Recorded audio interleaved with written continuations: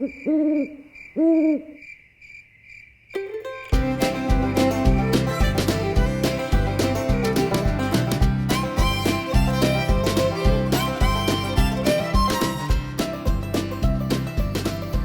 there, friend. Thanks for joining me, your host, the Rambling Southern Gentleman, for the 14th episode of Down Home. Today on the show, we'll be rambling on about the United States' first 911 call ever placed, Southern Railway's the Southern Crescent, and then we'll talk about the wreck of the Southern Crescent with Southern Railway's the Southerner streamliner. Then we'll close out the show talking about the Son of the South and a gem dandy of a storyteller, Jerry Clower, and then my experience at the Rattlesnake Rodeo Extravaganza. So friends, pour yourself a glass of sweet tea to sip on, pull up a chair, take a load off, and set a spell. Let those cares from this week slip off into the wild blue yonder while I attempt to entertain you and maybe bring some nuggets of interesting info you may have not known before. Now, as with every episode, I like to feature a food that is a staple in the South. Today, that food is one of my favorites, bread pudding. Y'all, if it's done right, it'll make your tongue want to slap your brain out, as my daddy. Bread pudding, though not originating in the southern United States, has been a staple here in the South, becoming popular during lean times while the people of Appalachia moved farther south and during other lean times in southern history, which, let's be honest, has been most of the history of the South. It's become a beloved friend to the tables of any southerner with good taste, no matter the socio-economic background of said southerner. Now, I know what some of you might be thinking. Just what on God's green earth is bread pudding? Well, it's a sweet dish utilizing scraps of bread, milk and or cream, butter, and sometimes dried fruit like raisins. Then, as an option, it can be served with a rich creamy sauce which may incorporate white chocolate or a type of plain icing, a butter sauce, and for those a little more adventurous, a sauce incorporating bourbon, rum, or brandy. Like I said before, the South didn't invent this delicious concoction. According to most accounts, bread pudding as we know it today had its roots in Europe during the Middle Ages. It was a way to use up scraps of stale bread that were too precious to let go to waste, since food was more scarce than today. It was also a way for people to enjoy a sweet treat using items already found in the. Now, how it really took root here in the South is simply out of necessity. During lean times, since settlers first entered into the land of the South, it was a way for poor families to use up those precious bread scraps that might have gone stale, but food was too scarce and too precious to simply toss out. So, a thrifty homemaker would combine those bread scraps along with the items to make the custard, to mix with the bread scraps like milk, cream, or butter that may be about to go bad, since refrigeration was non-existent during those times. Then, to make it a special treat, some sugar, which was expensive and considered a luxury at the time, would be spared and find its way into the recipe. If the homemaker had some spices on hand like cinnamon, clove, nutmeg, or such, then that would be added as. However, a lot of spices such as those were even more precious than sugar, and so those were not always available. These days, with us being more fortunate than those of previous generations, have those at hand and on the shelves available at the supermarket year-round, so of course those spices are staples for the recipe these days. After all the ingredients are mixed, the dish would be baked in an oven for the mixture to set up and thicken. After baking, it would be served hot or warm, and if a sauce was to accompany it, it would be spooned over the top as it was served.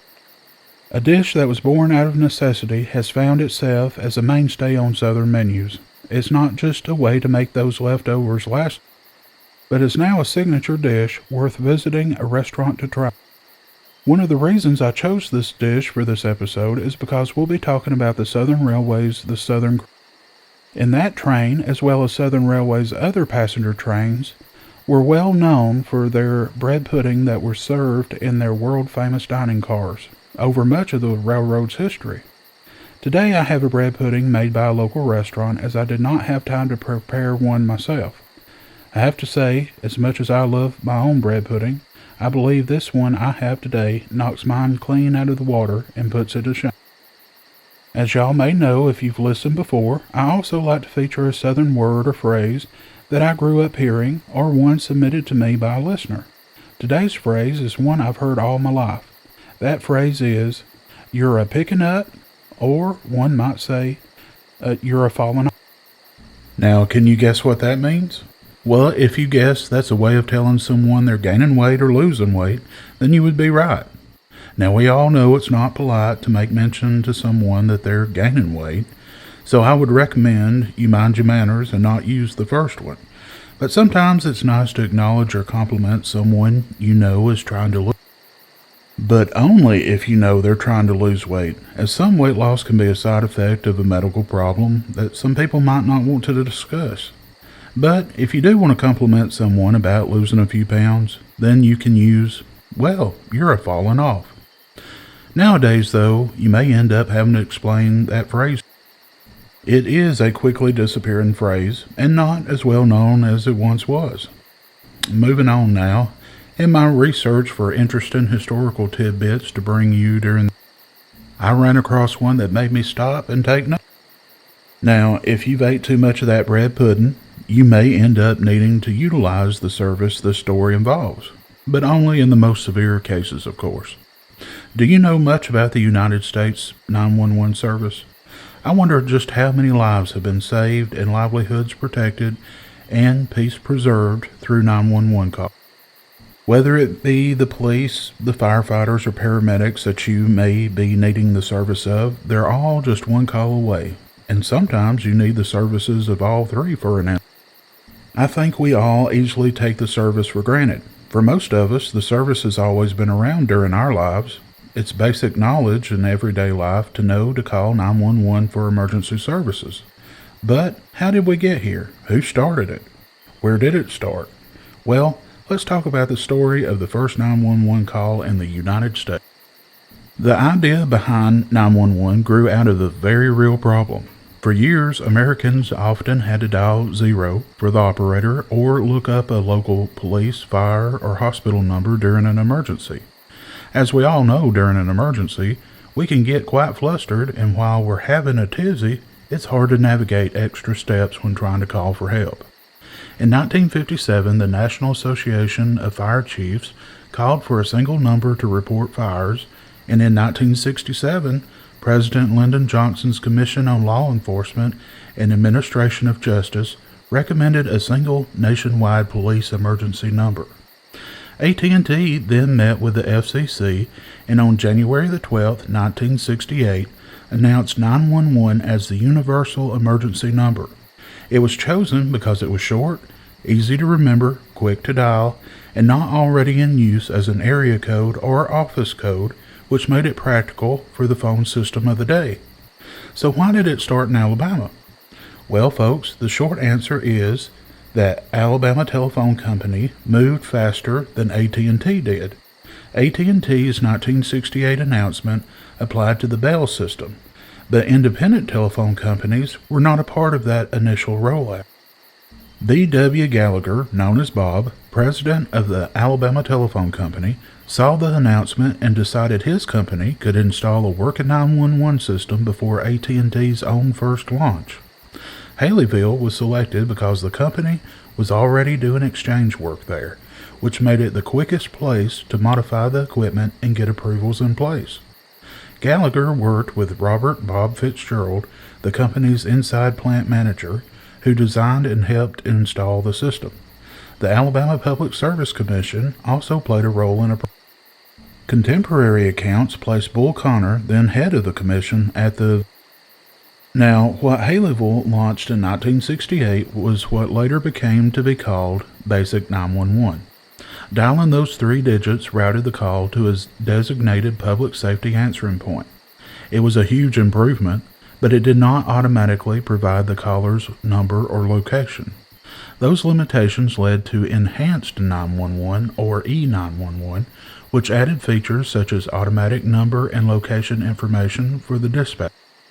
For wireless callers, the FCC's 1996 Wireless E911 rules pushed carriers to begin providing location data in phases, and the Wireless Communications and Public Safety Act of 1999 officially recognized 911 as the nation's universal emergency number while promoting broader wireless 911 deployment. Now, you may be asking yourself, who all was involved? Well, Rank and Fight placed the call, Tom Bevel answered it, Mayor James Witt hosted it from City Hall, B.W. Gallagher drove the project for Alabama Telephone Company, and Robert Fitzgerald engineered the installation. Haleyville and Alabama Telephone Company have preserved this history for years, and the city still commemorates it as a defining part of its identity. It did not spread overnight. In fact, the growth was steady but surprisingly slow by modern standards. According to the widely cited 911 historical data used by NENA and reproduced in official and quasi-official histories, by the end of 1976, only about 17% of the U.S. population was served by 911. By 1979, that figure was about 26%, with 9 states having enacted 911 legislation, and service was growing at roughly 70 new systems per year. By 1987, about 50% of Americans had access. By 2000, nearly 93% of the population was covered by some form of 911 service, and about 95% of that coverage was enhanced 911. Today, 911 is far bigger and more technologically complex than the red phone in Haleyville. The National Emergency Number Association estimates about 240 million 911 calls are made in the United States each year, and in many areas, 80% or more come from wireless devices.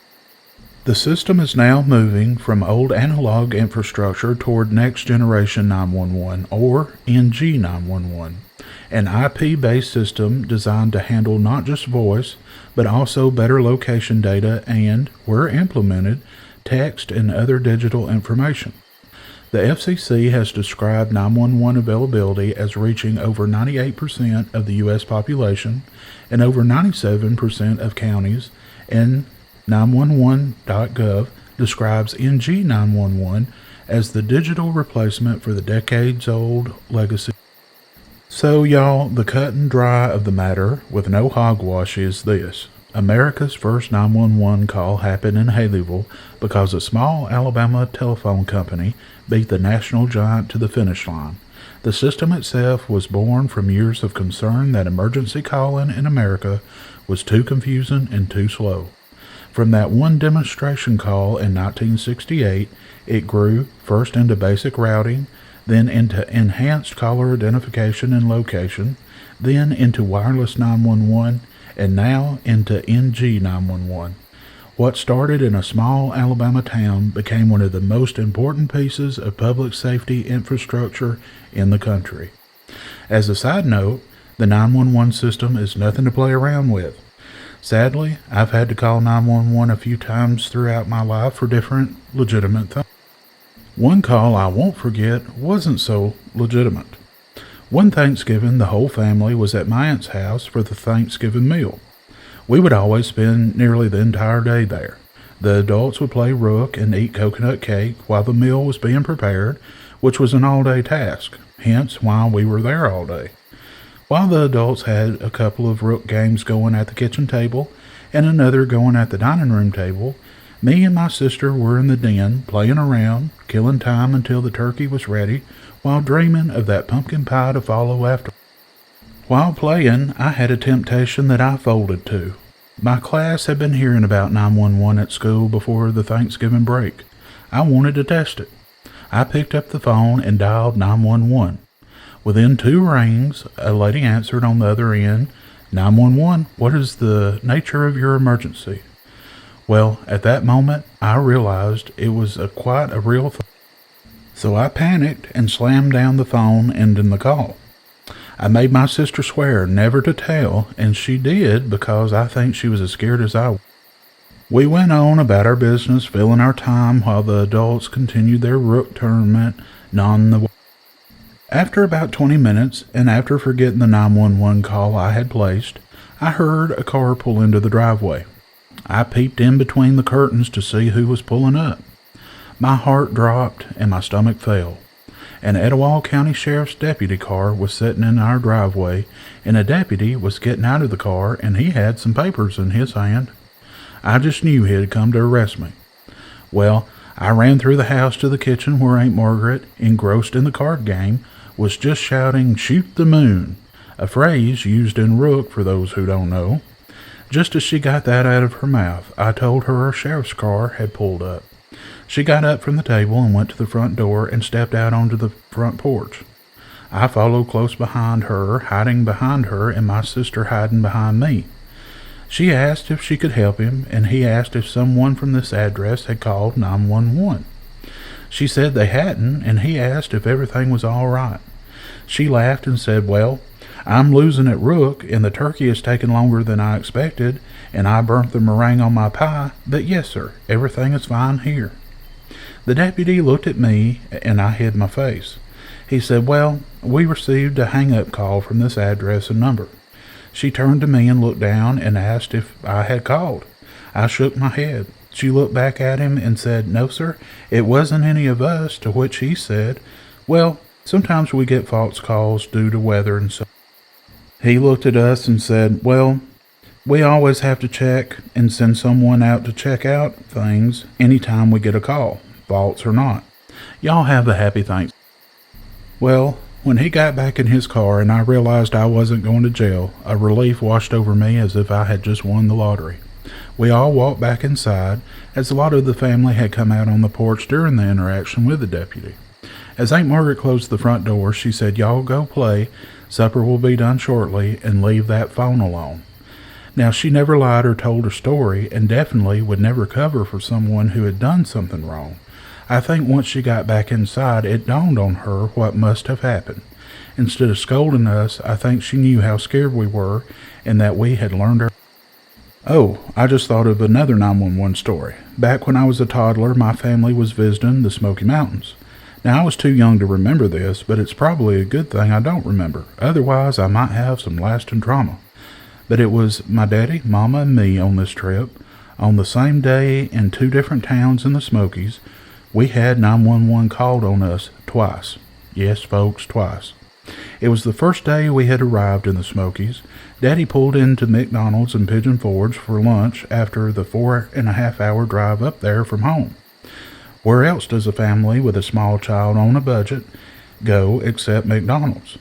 I'm sure he and my mama needed the rest after such a drive with a toddler. I'm not exactly sure how old I was, but I know I had to sit in a high chair, so maybe I was not a toddler at that point. Anyways, I was really... Now, while Daddy ordered our food and was waiting for it at the counter, Mama got the high chair and put me in it at the table. Daddy got the food and brought it over to the... Mama placed the straw in my little cup. Well, while she wasn't looking, I'm told, I grabbed the straw, pulled it out of the cup, and rammed it down my throat. Well, as you can imagine, that caused me to throw up all over the table and start crying. During all the commotion and not knowing exactly what was going on, a girl behind the counter called 911 for medical assistance. Or maybe she called for the police, thinking I was being beaten up. I don't know. Like I said, I'm glad I don't remember it. I'm sure I would still be cringing about it today. Well, after Mama got me and the table cleaned up, we left the restaurant in a hurry. We went on with the day's activities, and by the end of that first day in the Smokies, we found ourselves in Gatlinburg. Well, for whatever reason, Daddy took us to McDonald's in Gatlinburg for supper. The same scenario played out. He went to the counter to order the food while Mama got me set up in the high chair at the table in the dining room. Well, when Daddy came over to the table with our food on the tray, Mama reached over to take the tray from him for him to be able to sit down. Well, while she was reaching for the food and Daddy was maneuvering his chair around, while their attention was off me for a split second, I took a flying leap like I was Superman or Mighty Mouse right out of that high chair. Well, when I did, I fell on the tile floor right on the top of my head, which led to an all-out crying fit, as you can imagine. A girl behind the counter witnessed it and called 911 just as the other girl had done earlier in the day in Pigeon Forge. This time, though, we waited around for the paramedics to arrive and check me out. Thankfully, being born hard-headed as I wasn't hurt at all. After that scare, Mom and Daddy weren't hungry anymore, so he got a bag for our food and we went to the motel room. I'm sure my parents were ready for that well-deserved night's sleep after the events of that day. I've always wondered if they put my family's picture up behind the counters at those McDonald's to warn the workers of the imminent chaos that was sure to befall the restaurant if they saw us coming back through those doors.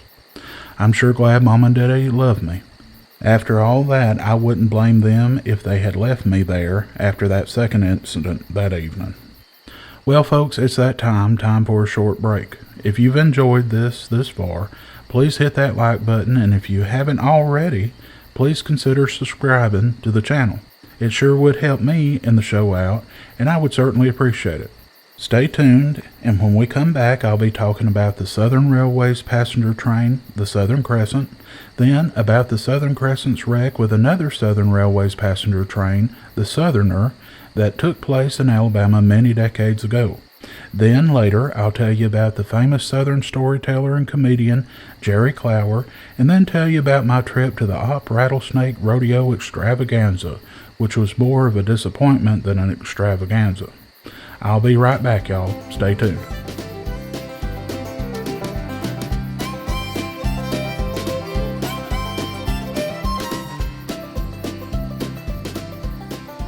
Welcome back, y'all. Refill that sweet tea and sit on back and get comfortable. Let's talk about the Southern Railway's famous the Southern Crescent passenger train. You ever notice how some names just sound classy and, well, like quality? Not the budget Crescent, not Crescent-ish, not Crescent subject to delay and despair, just the Southern Crescent. That name has a shine to it, like silverware that's been polished by someone's grandmother who doesn't trust dishwasher safe as a concept. And in the world of American passenger trains, especially in the South, there's one lineage where the shine never fully wore off. Folks, for a long stretch of the 20th century, and for one stubborn, famous decade when nearly everybody else threw in the towel, one railroad kept saying, "No thank you, we'll keep running our train." That railroad was Southern Railway, and that train, by the time most folks came to know it best, was the Southern Crescent. Southern Railway is one of those names that can fool you. Sounds like a direction, like heading south. But it was a system, a big influential railroad network that served huge portions of the Southeast and beyond. And what made Southern Railway different, especially in the mid to late 20th century, wasn't just where it ran. It was how it thought about itself. Southern built a reputation for being well-managed and innovative, and it leaned into a brand identity so strong it practically had a handshake. Around 1915, Southern adopted the slogan, "The Southern serves the South." That slogan matters, because it wasn't just an advertising copy. It was a promise, and sometimes a point of pride so sharp it could cut through a corporate spreadsheet.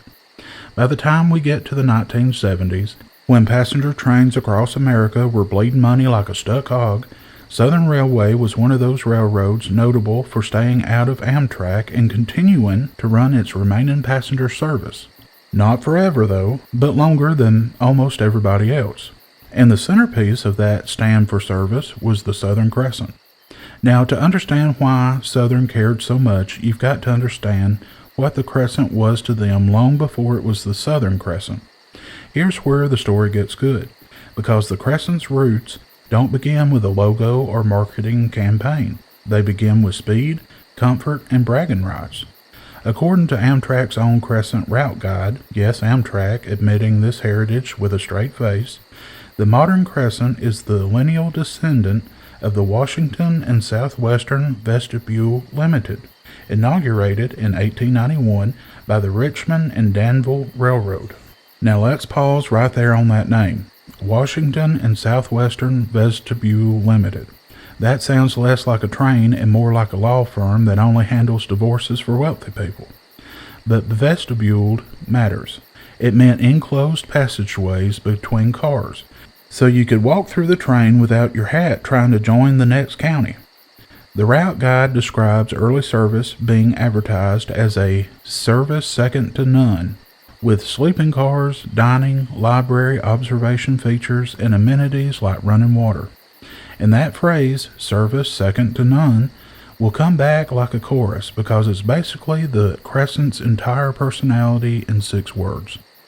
Over time, the train's naming evolved. By the early 1900s, it carried names like the New York and New Orleans Limited, and then in 1925, it gained the name that still makes rail fans sit up straighter, the Crescent Limited. Now, if you've ever wondered when railroads started treating passenger service like a luxury hotel on wheels, 1925 is a good year to circle. A classic trains overview notes the Crescent Limited was introduced on April the 26th, 1925, ran between New Orleans, Mobile, Atlanta, Washington, and New York, and it was a cooperative operation involving multiple railroads, the Louisville and Nashville, the West Point Route Partners, Southern, and the Pennsylvania Railroad. It was an all-Pullman, extra fare, and treated like a distinguished guest. Classic Trains even notes it carried a $5 extra fare at one point, money you didn't pay unless you expected to get something for it. Southern Railway Historical Association notes the Crescent Limited ran New York to New Orleans on a schedule of 37 hours and 50 minutes, with Pennsylvania Railroad north of Washington and the West Point route L&N south of Atlanta. Now, you don't have to be a math genius to understand what 37 hours and 50 minutes meant in the 1920s. It meant you could leave New York, go to sleep, wake up, eat well, go to sleep again, and then wake up in a whole different climate, where people pronounce New Orleans like it has a little music in it. Before air travel, that was top shelf, state-of-the-art travel indeed. And importantly, south of Atlanta, the route could vary depending on era and operational decisions. In 1941, Southern Railway leaned into the streamliner era with 2 notable trains, including the Southerner, inaugurated March the 31st, 1941. The Southerner ran between New York and New Orleans via Washington, Charlotte, Atlanta, Birmingham, and Meridian, an inland path that stayed largely on Southern's own trackage south of Washington. Now, the Crescent, in its classic Southern Railway form, often took a more coastal southern Alabama route via partners through places like Mobile and Montgomery, depending on era and trackage rights.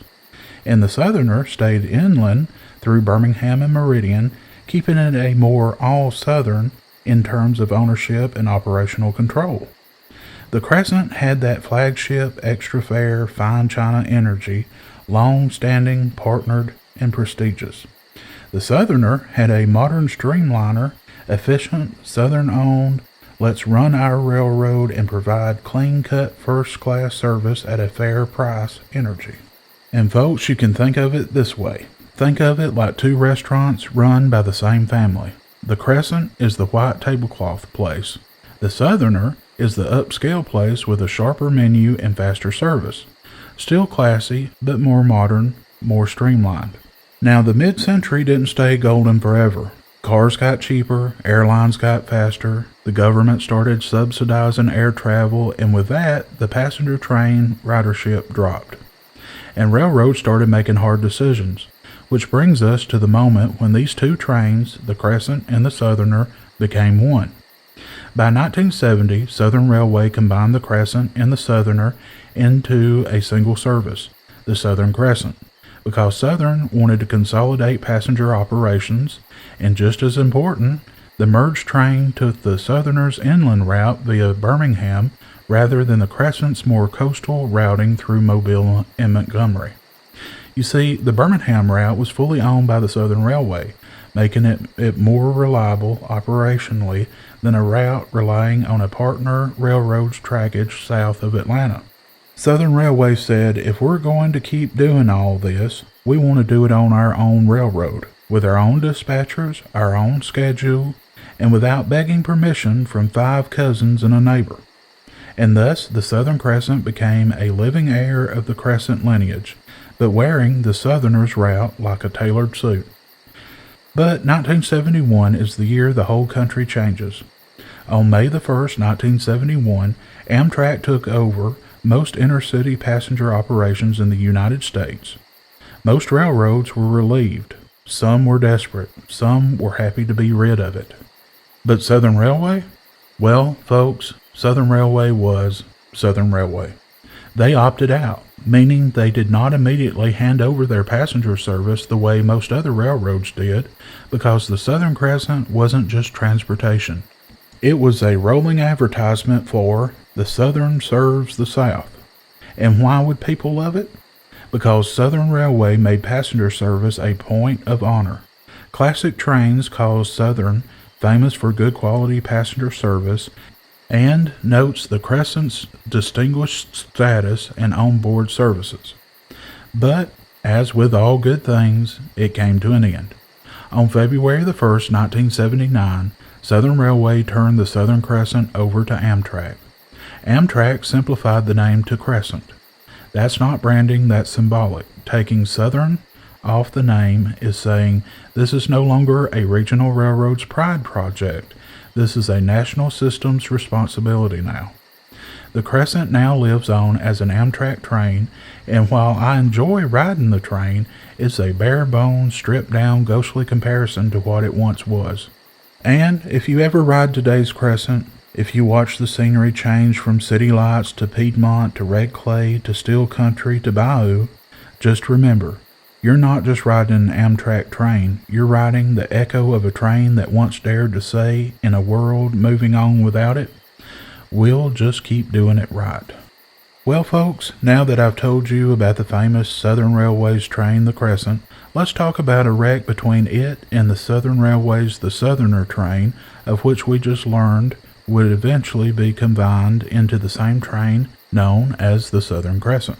Now, this story takes place on Thanksgiving Day, November the 25th, 1951. Most years, Thanksgiving smells like gravy and sweet potato pie, and folks argue about football and who made the dressing too wet or too green with sage. But every once in a long while, Thanksgiving comes with a hard reminder that life can turn on a dime, or on a signal light.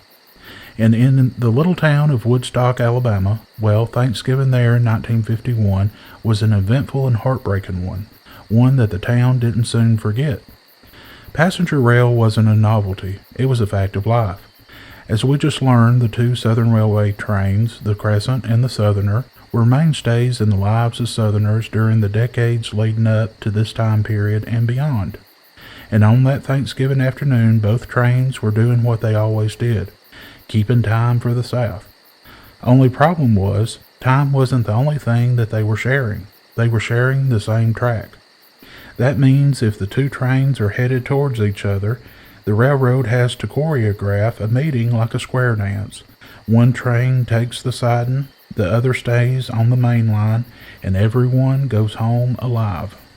Now you see, at Woodstock there was a siding, about 1.62 miles long, running alongside the main track. And crucially, the Southern Railway had recently made operational changes in that territory, bringing in centralized traffic control and signal governance that would override the old idea of my train is superior because of the timetable. Now, that's modern for 1951, but modern systems still depend on one ancient component: human beings noticing what they're supposed to notice. On November the 25th, 1951, the train involved, number 47, the southbound Crescent, was being detoured because of a damaged bridge on the L&N line, and the northbound Southerner train was moving north. And the railroad's plan was simple. They must meet at Woodstock safely. The northbound train, number 48, the Southerner, a first-class passenger train, consisted of a diesel-electric locomotive, number 2923, and 13 cars. It was moving around 45 miles per hour before entering the siding operations. The southbound train, number 47, the Crescent, consisted of a diesel-electric locomotives, number 2915 and 2801, hauling 8 passenger cars. It departed Birmingham late and came south, passing multiple signals indicating proceed. Now picture Thanksgiving afternoon in Alabama. The kind of day that looks harmless, clear sky, no storm, no fog, no excuse you can point to later and say, well, anybody would have struggled. Let's talk signals. And I promise I'm not going to drown you in technical soup. I'm going to give you just enough to understand the tragedy. This territory used signal indication supplemented by an intermediate inductive automatic train stop system, and it had controlled signals and automated signals leading into Woodstock. Also, and this is important, a centralized control machine in Birmingham could show occupancy and control switches and signals. The system had only been placed in service weeks earlier, on October 10, 1951. So the railroad had invested in a safer, more controlled arrangement. But that arrangement still expects you to do the simplest thing on earth: obey what you see. According to the ICC's report, the dispatcher intended number 48, the Southerner, to take the siding at Woodstock and meet both sections of number 47, the Crescent. The Southerner did enter into the siding at Woodstock and met the first passenger train segment, which was standing on the main track. And even though rules didn't require it in that territory, the first segment of the Crescent was displaying signals for a following section, and the engineer gave the proper whistle signal. The ICC notes the Southerner's crew acknowledged that whistle, meaning they had noticed that there was a second section coming. But, and here comes the fatal hinge, the crew of the Southerner did not know where they would meet that second section, because in this method of operation, the signals and control govern the meet, not the timetable superiority. So the Southerner proceeded northward on the siding, and now the whole tragedy hangs on one dwarf signal. The northbound Southerner did something it was not supposed to do. It moved through the north siding switch while it was lined for the main track movement, and it ended up stopping on the main track with the front of its diesel unit 101 feet north of the switch. The ICC report states that about 1 minute later it was struck. 1 minute, folks. And that is not, maybe we can fix this time. That is, we are already in the same sentence with disaster time. The second segment of train number 47, the Crescent, departed Birmingham late, passed the 14th Street Tower, and then passed signals 75R, 1673, and 1699, each indicating proceed. And it kept moving at an estimated 45 miles per hour when it collided with the Southerner. Now folks, pause and picture this. You're on a passenger train on Thanksgiving afternoon. Folks are thinking about the leftovers and family and the road home. You might be reading, you might be dozing, you might be watching the woods slide by. And up ahead, around a curve and down a straight, there's a train where there should be no train. The Crescent and the Southerner impacted each other at 2:35 p.m. head-on, the most violent kind of meeting you can have on the rails. The ICC report described the damage in detail. Cars derailed, the front control compartment crushed, equipment demolished.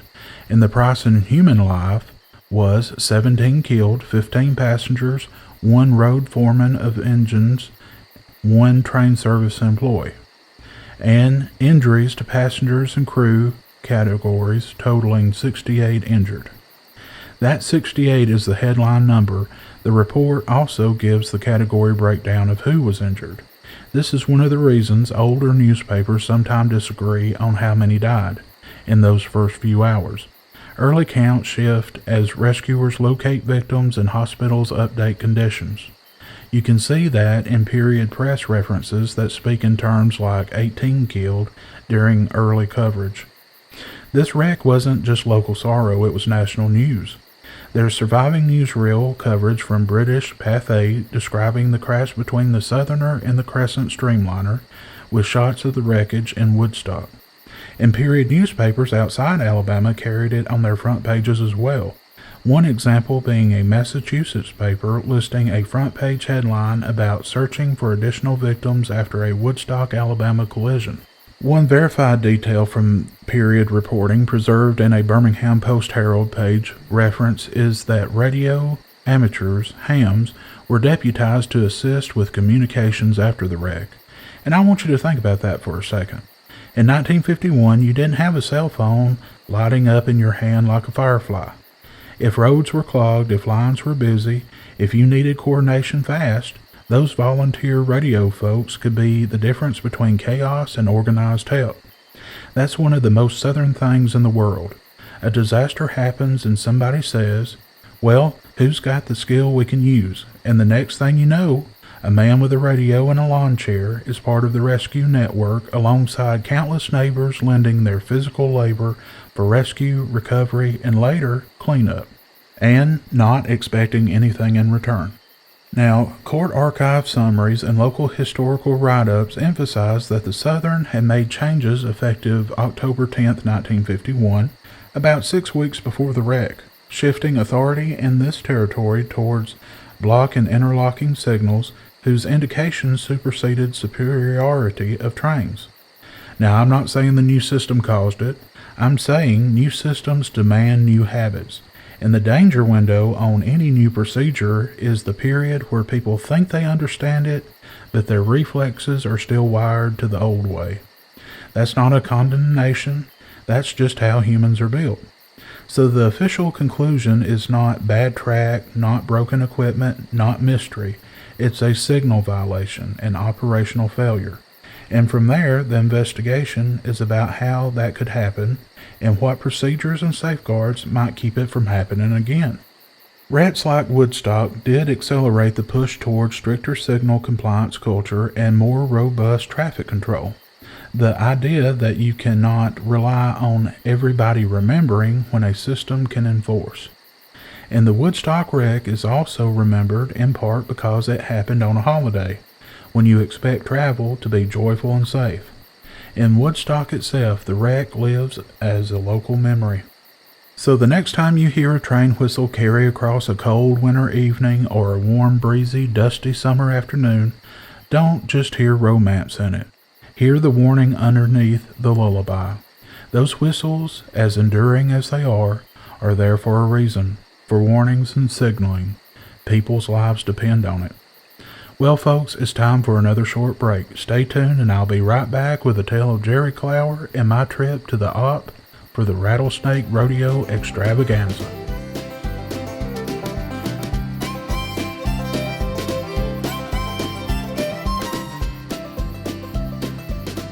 Welcome back, y'all. Well, now, I hope you enjoyed the stories of the Southern Crescent and the wreck between it and the Southerner. Now, I've been wanting to tell y'all the story of the famous Southern storyteller Jerry Clower since the planning of the first episode of Down Home, when it was just a twinkle in my eye. However, as each episode develops, I kept pushing his story out further and further. When I decided on doing the story of the Southern Crescent and then my tale of the Rattlesnake Rodeo for this episode, I saw this slot as the perfect slot for old Jerry. He often regaled us with tales that sometimes made mention of trains, and I have often wondered if he would have had his own tale if he had visited Ops Rattlesnake Rodeo. Old Jerry was born on September the 28th, 1926, down in Liberty, Mississippi, in the southwestern part of the state, where the red dirt roads wind through pine trees and folks still measure a man more by his word than his wallet. He grew up during the hard years of the Great Depression in a big farming family where work started early and stories came easy. Now, Jerry wasn't raised with much in the way of money, but he had something more valuable, people. A big family full of characters, each one just a little bit larger than life. And if you've ever heard him talk about folks like Marcel Ledbetter, well, you know those stories didn't come from nowhere. They were rooted in real people, real places, and real moments that just needed the right voice to bring them to life. He went to school at Mississippi State University studying agricultural because back then that was a practical thing to do. You didn't go off chasing dreams. You learned something that would help you make a living and make enough money to send back home to help your family. And for a good long while, that's exactly what Jerry did. After college, he went to work as a fertilizer salesman with the Mississippi Chemical Corporation. Now, that might not sound like the makings of a famous entertainer, but let me tell you something. It was the perfect training ground, because Jerry didn't just sell fertilizer. He talked. He visited farmers all across Mississippi, and when he sat down on a tailgate or leaned against a pickup truck, he'd start telling stories about hunting, about family, about mishaps that got bigger every time he told them. And folks would laugh. Not the polite kind of laugh, but the deep belly kind that sneaks up on you and leaves you wiping your eyes. Before long, people weren't just buying fertilizer. They were hanging around to hear what Jerry had to say. Now, at some point, somebody had the good sense to record him. That led to his first album in the early 1970s, and just like that, those front porch stories started traveling far beyond Mississippi. And that's when the world really got introduced to Jerry Clower. He became known for stories like Marcel Goes Hunting, and if you've ever heard that one, you already know how it goes. Jerry building it up slow, laying down each detail just right, until he reaches that moment where everything cuts loose and he shouts, "Just shoot up here among us. One of us has got to have some relief." And by then, you're laughing so hard you don't even remember when it started. But here's the thing about Jerry. He never had to be crude, never had to be mean. His humor was clean, rooted in everyday life, and full of affection for the very people he was talking about. He wasn't laughing at folks, he was laughing with them. That's a rare gift. It also shows that humor can abound without being crude and without foul language. His popularity grew, and before long he was performing on stages across the South and beyond. He even becoming a regular at the Grand Ole Opry in Nashville. And if you know anything about the Opry, you know they don't just hand out spots to anyone. You've got to earn your place there. And Jerry did.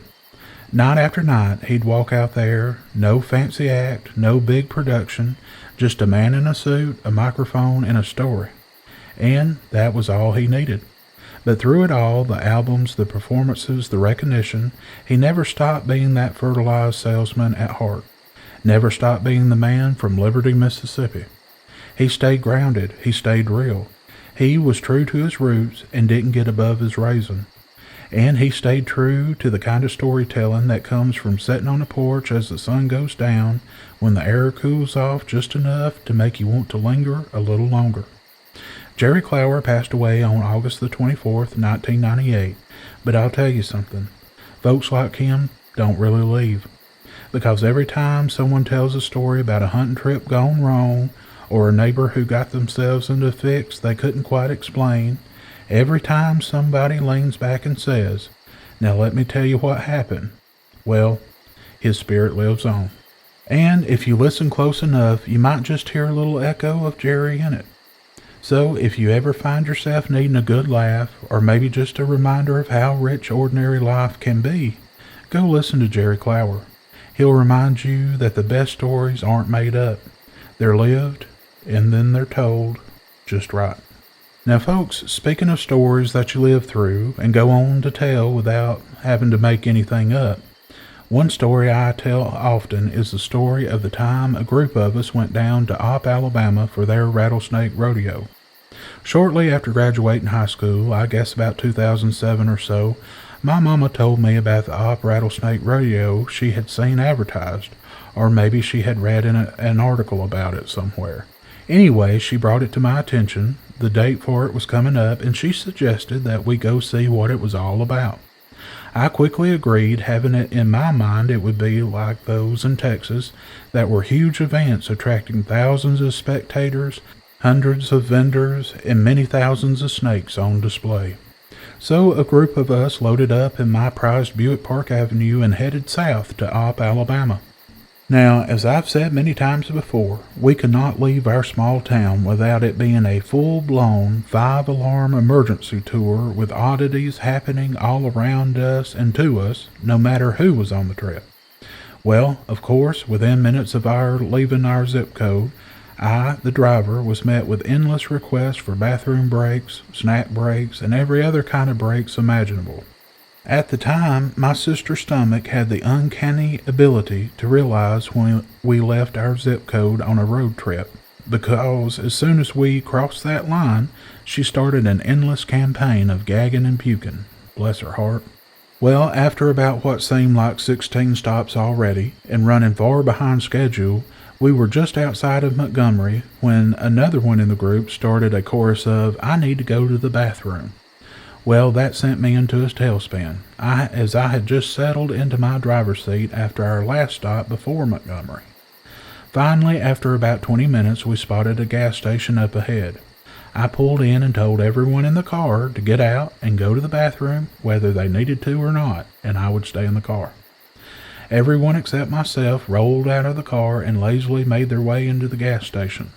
I waited and waited for what seemed like enough time to bake and ice a red velvet cake when everyone except Mama came running out of the gas station, all laughing and slapping at each other. Well, they reached the car and all piled in lickety-split. They were all laughing too hard to answer my question of what was going on. And in just a minute, Mama came walking out of the gas station with a look on her face like there was about to be a come-to-Jesus meeting when she got to the car. Well, come to find out, from what I could gather after everyone was able to breathe again, after laughing so hard, when they all got into the gas station, my sister made a beeline for one of the bathrooms. Once inside, she started puking, and everyone in that gas station, and it was a large one, could hear her in the bathroom. She was calling dinosaurs, as one might say. The others in our group quickly used the other bathrooms and made their purchases and stood at the front door waiting to make their exit.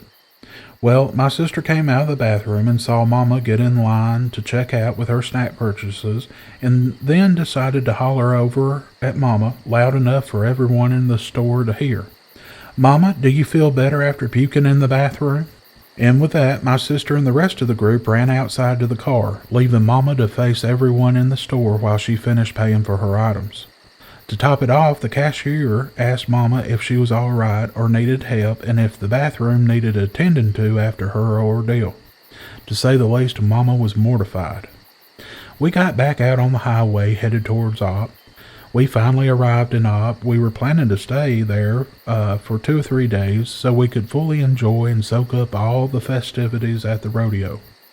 There were to be stage performances and snake events like rattlesnake races and such. We paid at the gate and went in. Well, what a letdown it was. There was about 50 people there for the event, but we thought, give it time, we're early. But there was something else. We were expecting endless lines of food vendors and other vendors. We were also expecting endless pens of thousands of rattlesnakes on display. We were expecting displays, demonstrations, and exhibits featuring the snakes, learning about the snakes, seeing them milked for their venom, and so on and so forth. What did meet our eyes was about 4 food trailers, one tiny little stage at the edge of the football field, and one little circus-looking wagon. We found out that the little circus wagon was where the snakes were. After walking over to it, there was maybe 10 or snakes in there. Nothing really to see. When asked when all the others would get there, we were told this was it. Well, after a little bit, it was time for one of the many rattlesnake races to take place that was advertised. Well, we lined up to see that. They marked off a little stretch on the track next to the football field. They put down 3 snakes, and off they went. Nowhere. They just coiled up and refused to slither anywhere, even after much poking and prodding. Well, what a letdown that was. We could have seen those back home. We walked over to the food trucks and bought some fried rattlesnake that was far too salty, slimy, and too chewy for comfort. And so I purchased a funnel cake to take the taste of snake out of my mouth. All while wandering around, we were constantly harassed by some woman that was just a little too happy to be there selling rubber snakes. After about the 3rd time of being begged to buy a rubber snake, I finally told her that I wouldn't be buying one then, nor the rest of the day, to please find someone else to show them to. We walked over to the grandstands to await the stage performances for the day. Well, folks, that was a disappointment too. Some poor girl got up there and tried to yodel out Patsy Cline's Walking After Midnight, but it just sounded like a seasick turkey being squeezed far too hard after midnight. Then a group of little girls in goofy and puffy square dancing dresses got up there and attempted a clog dance. A couple of the girls were crying their eyes out while trying to perform the dance. I couldn't blame them either. I would too if I was made to get up there looking like that. I think they were all little Miss Azalea runners-up from a pageant or something. After that finished, I remembered something I had seen after entering the Opp city limits. It was a sign that pointed the direction to the beaches. I looked at Mama and I said, I don't know about you, but I'm all ready to get the heck out of Dodge." She laughed and said that she had seen enough too, and she said, "How about we go down to the beach?" The rest of the trip was a nice little beach getaway. However, we were not expecting to be at the beach. No one had packed sunscreen. So by the time the morning rolled around for us to depart, we were all red as tomatoes and in a world of hurt. All in all, that trip down to the Rattlesnake Rodeo was fun because we had many laughs. However, next time, we'll skip the rodeo and just head on down to the beach. I checked, and it seems as though they still have the rodeo in Op. I hope they've improved it, and I wish them well. Well, folks, my time for today has come to an end. If you haven't already, please hit that like button and consider subscribing to the channel. I would certainly appreciate it. If you would like to contact the show, you may do so by emailing the show at contactdownhomeshow@gmail.com. Or, if you're listening on a platform that has a comment section, please leave me a comment. I love to hear from my listeners. Until next time, y'all, be blessed.